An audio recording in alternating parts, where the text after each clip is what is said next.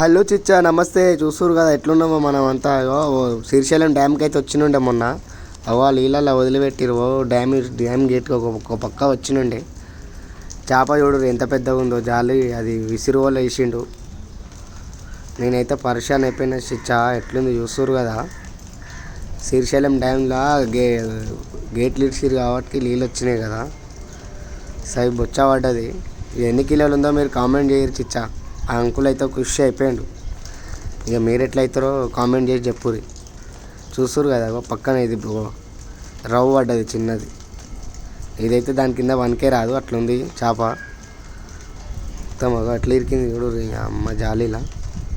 చూస్తురు కదా. లైక్ చేయండి. కొత్తగా చూస్తున్న వాళ్ళు సబ్స్క్రైబ్ చేయండి చిచ్చా. ఓకే.